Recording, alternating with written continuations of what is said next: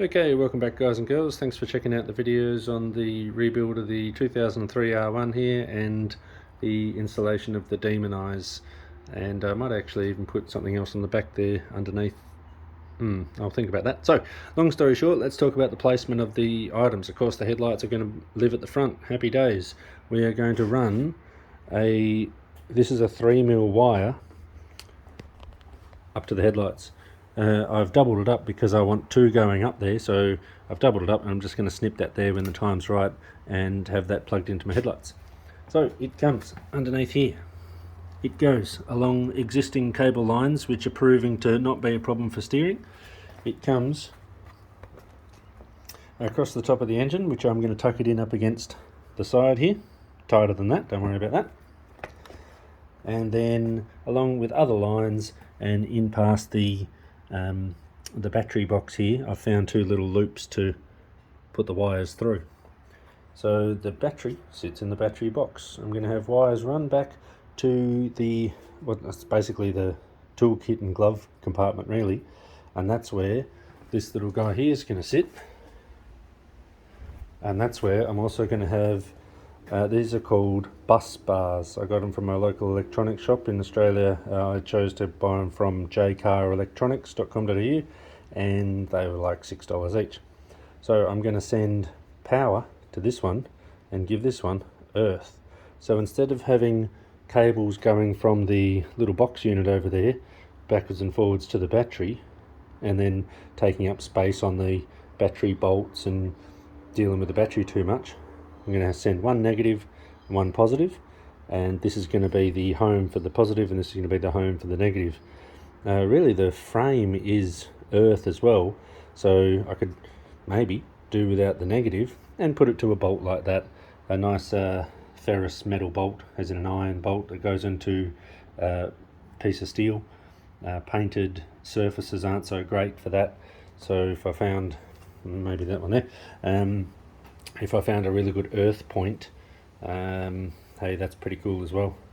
So for the switch, back on this little guy over here, maybe you've seen the other video on how this little guy works, check that one out, as it does that, glows, and I'm actually going to have that underneath tinted lenses, like that, so hopefully that looks super gangster. I'm going to have the switch here.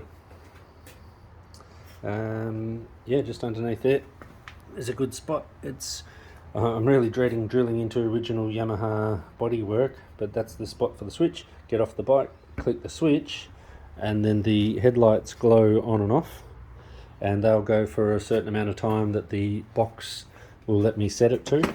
It's just a quick example of what's on the business side of the box. It's going to go for 91 seconds, 89 seconds, 88 seconds, I'll do another video on more explanation on that one there later on.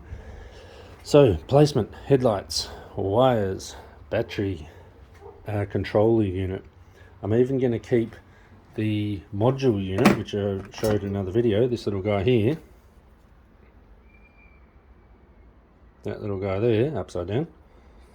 Find those on eBay, they're like $3, because that unit there is making it glow soft and bright and soft and bright. This one here, that's purpose is to turn it off after a certain amount of time. You can set it for seconds, hours or days, I think, on that one there.